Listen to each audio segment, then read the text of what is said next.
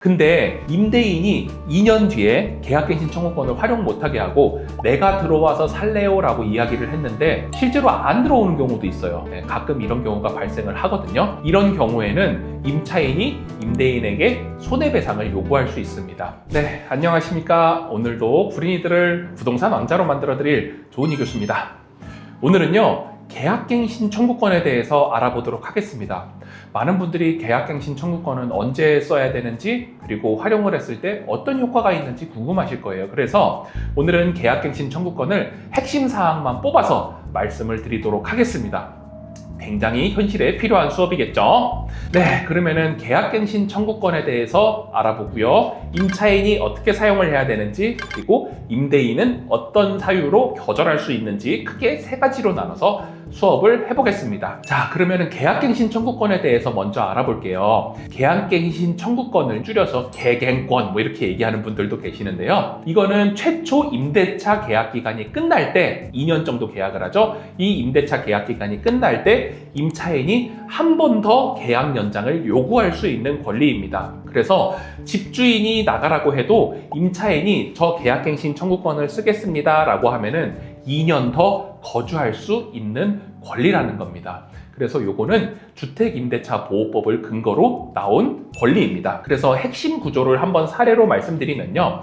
처음에 2년 계약을 했어요. 2024년에 2년 계약을 하고 계약 기간이 끝났습니다. 2026년에 끝났어요. 이때 임차인은 바로 무조건 나가야 되는 게 아니라 계약갱신 청구권을 통해서 2년 더 계약 기간을 연장할 수 있습니다. 그렇게 되면 총 거주 가능 기간은 몇 년이 되겠어요? 2 더하기 2 해서 4년이 되는 겁니다. 즉 2024년에 계약을 한 사람은 2028년까지 거주가 가능하다라는 겁니다. 근데 여기서 중요한 게 있습니다. 언제든 임차인이 다 계약갱신 청구권을 사용할 수 있는 건 아니고요. 임차인은 계약 만료일 6개월 전부터 2개월 전까지 그 사항을 임대인한테 꼭 얘기를 해야 된다라는 겁니다. 예를 들어서 계약 종료일이 1개월 전에 저 임대인한테 저 2년 더 살래요 라고 하면 된다 안 된다? 안 된다라는 거예요. 계약 기간이 끝나기 6개월에서 2개월 사이에 꼭 이야기를 해야 됩니다. 예를 들어서 계약 만료일이 2026년 10월 30일이에요. 그러면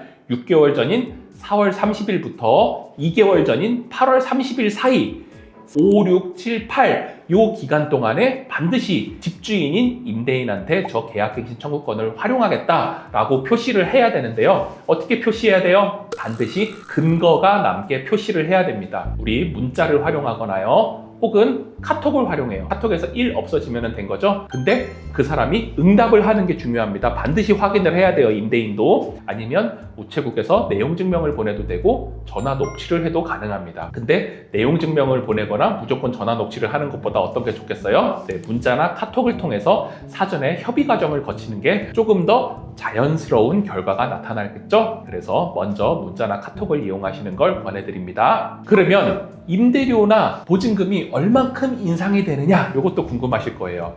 처음에는 임대료가 인상이 얼만큼 될까 고민을 하는 겁니다. 예를 들어서 임대료 인상이 없어요. 2년이 지났는데도 월세가 비슷해요, 옆집들하고. 그러면은 계약갱신 청구권을 쓸 이유가 있겠어요? 없겠어요? 없겠죠? 근데 보증금이 갑자기 많이 올랐다, 월세가 갑자기 많이 올랐다 그러면은 계약갱신 청구권을 사용해서 인상 한도를 5% 이내로만 좁히는 겁니다.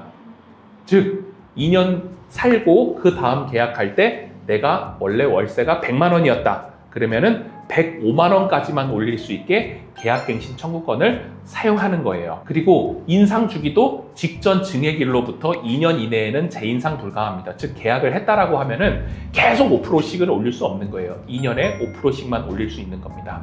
그리고 뒤에 보면은 임차인 동의, 반드시 임대인과 임차인이 서로 합의를 해야 되는 겁니다. 일방이 합의를 하지 않으면은 이것도 사용하기 어렵다라는 거예요. 물론 임대인은 어쩔 수 없이 주택임대차보호법에 따라서 5%밖에 인상을 못하고 2년 더 연장을 해줘야 되는 것이 있습니다.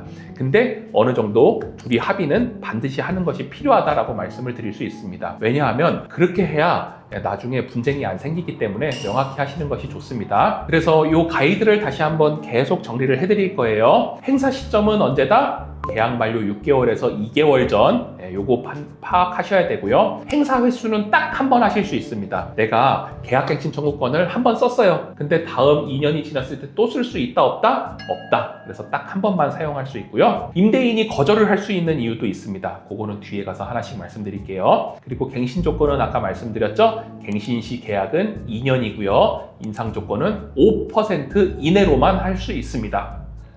그래서 증액 한도도 차임, 보증금, 월세랑 보증금 증액은 5% 이내에서만 가능하다라는 점을 말씀드릴 수 있습니다. 그러면 임대인이 계약갱신 청구권을 거절할 수 있는 사유가 분명히 있어요. 그 사유를 말씀드릴게요. 임차인이 이 거절 사유에 해당이 된다라고 하면은 임대인도 거절할 수 있는 권리가 있습니다. 첫 번째, 임대인 또는 직계 존비속이 실거주한다. 즉 임대인이 계약기간 2년이 지났을 때 내가 직접 들어와서 살 거예요, 혹은 우리 부모님이 들어와서 살 거예요, 아니면 내 자식이 들어와서 살 거예요 라고 이야기를 하면은 계약갱신 청구권을 활용할 수 없다라는 겁니다. 그리고 임차인이 그 집에 새들어 살면서 2번 이상 월세를 밀렸어요. 그러면은 임대인도 거절할 수 있습니다. 왜냐? 임차인의 권리를 잘 찾기 위해서는 임차인의 의무인 월세 납부의 의무도 잘 지켜줘야겠죠? 근데 의무는 하지 않고 권리만 찾는 것은 법에서는 인정하지 않는다라는 겁니다. 그리고 세 번째는 임차인이 집을 훼손했어요. 이렇게 되는 경우 임대인도 계약갱신 청구권을 받아줄 의무는 없다라는 겁니다. 근데 이거는 고의나 중과실로 훼손이 되는 경우만 해당이 되고, 예를 들어서 이 집이 한 30년이 넘었어요. 30년이 넘어서 이미 벽지도 다 꼬질꼬질했습니다. 그러면 임차인이 나갈 때도 역시나 꼬질꼬질하겠죠? 네, 그런 경우에는 훼손에 해당되지 않습니다. 즉 고의로 내가 막 벽지를 찢어버리거나 아니면 뭐 실수라고 하지만 문고리가 다 부셔져 있거나 이런 경우에는 거절할 수 있다라는 겁니다. 근데 임대인이 2년 뒤에 계약갱신 청구권을 활용 못하게 하고 내가 들어와서 살래요 라고 이야기를 했는데 실제로 안 들어오는 경우도 있어요. 가끔 이런 경우가 발생을 하거든요. 이런 경우에는 임차인이 임대인에게 손해배상을 요구할 수 있습니다. 그래서 집주인이 실거주 이유로 계약갱신을 거절하였을 경우 실거주를 안 하면 손해배상이 가능한데, 이 손해배상의 기준은 월세의 차액,